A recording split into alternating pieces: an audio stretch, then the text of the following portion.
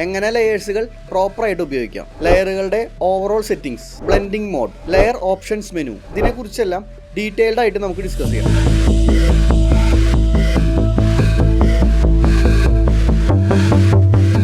ഈ right top കോർണറിൽ കാണുന്ന സ്ക്വയർ ഐക്കണാണ് ലെയേഴ്സ്. പുതിയ ക്യാൻവാസ് ഓപ്പൺ ചെയ്യുമ്പോൾ ഒരു ബ്ലാങ്ക് ലെയറും പിന്നെ ഒരു പ്യുവർ വൈറ്റ് ബാക്ക്ഗ്രൗണ്ട് ലെയറും ആണ് നമുക്ക് ലഭിക്കുന്നത്. ഈ ബാക്ക്ഗ്രൗണ്ട് ലെയറിൽ സിംഗിൾ ടാപ്പ് ചെയ്ത് കഴിഞ്ഞാൽ ബാക്ക്ഗ്രൗണ്ടിന്റെ കളർ ചേഞ്ച് ചെയ്യാനായിട്ട് പറ്റും. പിന്നെ ബാക്ക്ഗ്രൗണ്ട് ഇല്ലാതെ PNG ഫയലായിട്ട് പെയിന്റിംഗ് സേവ് ചെയ്യുമ്പോൾ ബാക്ക്ഗ്രൗണ്ട് കളറിന്റെ ഈ ടിക്ക് ഐക്കൺ ഡിസേബിൾ ചെയ്താൽ മതി. PNG ആയിട്ട് നമുക്ക് സേവ് ചെയ്യാം. ഈ ലെയേഴ്സിന് ചുറ്റും ഓപ്ഷൻസുകൾ ഇഷ്ടം പോലെയുണ്ട്.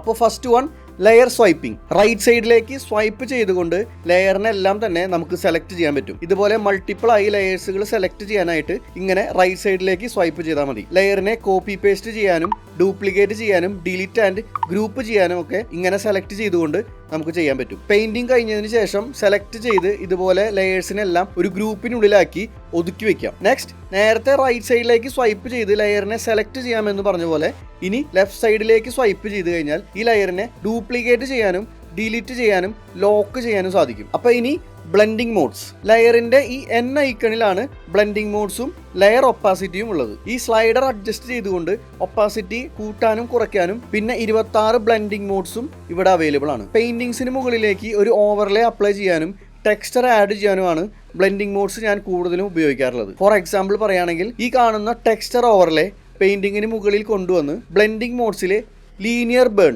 അപ്ലൈ ചെയ്താൽ മതി. ഒരു പേപ്പർ ടെക്സ്ചർ ഫീൽ പോലെ നമുക്ക് കൊണ്ടുവരാൻ സാധിക്കും. Next, layer option menu. Select ചെയ്ത ലെയറിൽ സിംഗിൾ ടാപ്പ് ചെയ്യുമ്പോൾ ലെഫ്റ്റ് സൈഡിലായിട്ട് ഓപ്പൺ ആയി വരുന്നതാണ് ലെയർ ഓപ്ഷൻ മെനു. ഇതിൽ കുറേ ഓപ്ഷൻസുകൾ ഉണ്ട്. Rename, select, copy. ഇതിൽ മെയിനായിട്ട് നമുക്ക് ആവശ്യമുള്ളത് ഫിൽ ലെയർ. നമ്മൾ ക്രിയേറ്റ് ചെയ്ത ലെയറിൽ മുഴുവനായോ അല്ലെങ്കിൽ ഏതെങ്കിലും ഷേപ്പിനുള്ളിലോ കളർ ഫില്ല് ചെയ്യാൻ വേണ്ടിയിട്ടാണ് ഈ ഫിൽ ലെയർ ഉപയോഗിക്കുന്നത്. ക്യാൻവാസിൽ മുഴുവനാണെങ്കിൽ ഇതുപോലെ ടാപ്പ് ചെയ്ത് ഫിൽ ലെയർ കൊടുക്കാം, അല്ലെങ്കിൽ ഷേപ്പ് വരച്ചുകൊണ്ട് ഫിൽ ലെയർ കൊടുക്കാം. ഈ ഷേപ്പിനുള്ളിൽ മാത്രമായിട്ട് കളർ ഫില്ലാവുന്നത് കാണാം. മാസ്ക്.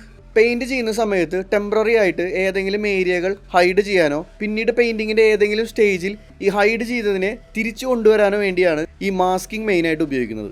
ലെയറിൽ മാസ്ക് എനേബിൾ ചെയ്ത് കഴിഞ്ഞാൽ ഒരു പ്യുവർ വൈറ്റ് ലെയർ ക്രിയേറ്റ് ആവുന്നത് കാണാം. ഇതാണ് മാസ്ക് ലെയർ. ഈ വൈറ്റ് കളർ എന്താണെന്ന് വെച്ച് കഴിഞ്ഞാൽ മാസ്ക് ചെയ്ത ലെയറിന്റെ ഒബ്ജക്റ്റ് പൂർണ്ണമായും വിസിബിൾ ആണ് എന്നതാണ്. ഇനി ഇതിനെ ഹൈഡ് ചെയ്യാൻ വേണ്ടി പ്യുവർ ബ്ലാക്ക് കളർ പിക്ക് ചെയ്ത് ബ്രഷ് ഉപയോഗിച്ച് പെയിന്റ് ചെയ്താൽ മതി. ഇപ്പോൾ ഹൈഡ് ആയിട്ടുള്ള ഏരിയ ബ്ലാക്ക് കളറിൽ നമുക്ക് തമ്പനയിലിൽ കാണാൻ പറ്റും. ഇനി ഈ ബ്ലാക്കിന് പകരം ഗ്രേ കളർ ആണെങ്കിലോ 50% ട്രാൻസ്പെറൻസിയിലായിരിക്കും ഹൈഡ് ആവുന്നത്. ഇനി ഈ ഹൈഡ് ചെയ്തതിനെ തിരിച്ചെടുക്കാൻ മാസ്കിന്റെ ഒറിജിനൽ കളറായ പ്യുവർ വൈറ്റ് പിക്ക് ചെയ്തുകൊണ്ട് ബ്രഷ് ചെയ്താൽ മതി. ഇത് ശരിക്കും ആപ്ലിക്കബിൾ ആവുന്നത് നമ്മൾ വരച്ചുകൊണ്ടിരിക്കുന്ന സമയത്ത് ഒരു ഒബ്ജക്റ്റിനെ നമുക്ക് റിമൂവ് ചെയ്ത് കളയണം. പിന്നീട് നമ്മൾ വരച്ചതിൻ്റെ ഏതെങ്കിലും ഒരു സ്റ്റേജിലെത്തുമ്പോൾ ഈ റിമൂവ് ചെയ്തതിനെ നമുക്ക് തിരിച്ചു കൊണ്ടുവരണം എന്ന് വിചാരിക്കാം. ആ സമയത്ത് അൺഡു ചെയ്യുന്നത് അത്ര നല്ല ഐഡിയ അല്ല. ഇങ്ങനെ ഹൈഡ് ചെയ്യേണ്ടി വരുന്ന ഭാഗങ്ങളെ മുൻകൂട്ടി കണ്ടുകൊണ്ട് ഒരു ലെയർ മാസ്ക് അപ്ലൈ ചെയ്ത് കഴിഞ്ഞാൽ പെയിന്റിങ്ങിന്റെ ഫൈനൽ സ്റ്റേജിലായാൽ പോലും നമുക്ക് തിരിച്ചെടുക്കാൻ പറ്റും. Clipping mask.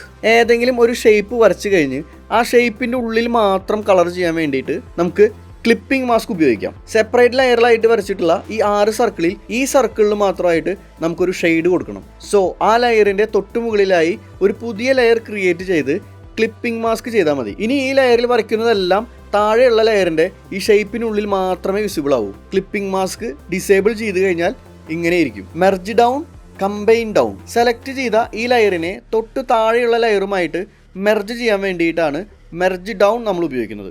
അതുപോലെ തൊട്ട് താഴെയുള്ള ലെയറുമായി ഗ്രൂപ്പ് ആവാൻ വേണ്ടിയാണ് കമ്പൈൻ ഡൗൺ നമ്മൾ ഉപയോഗിക്കുന്നത്. അപ്പോൾ ഇതൊക്കെയാണ് കാര്യങ്ങൾ. ഡിജിറ്റൽ പെയിൻറ്റിങ് വരയ്ക്കുന്ന ആളുകൾ കൂടുതലും ലെയറുകൾ ഉപയോഗിച്ച് വരയ്ക്കാൻ ശ്രമിക്കുക. ഈ പറഞ്ഞിട്ടുള്ള ഓപ്ഷൻസ് എല്ലാം തന്നെ പെയിൻറ്റിങ്ങിൻ്റെ ഏതെങ്കിലും സ്റ്റേജിൽ നിങ്ങൾക്ക് ഹെൽപ്ഫുൾ ആയിരിക്കും. അപ്പോൾ ഈ പറഞ്ഞ കാര്യങ്ങളെല്ലാം ഉപകാരപ്പെടുന്നുണ്ടെങ്കിൽ നമ്മുടെ ചാനൽ ഒന്ന് സബ്സ്ക്രൈബ് ചെയ്യുക. നിങ്ങളുടെ ആർട്ടിസ്റ്റായ ഫ്രണ്ട്സിന് ഈ വീഡിയോ ഒന്ന് ഷെയർ ചെയ്ത് കൊടുക്കുക. ബൈ.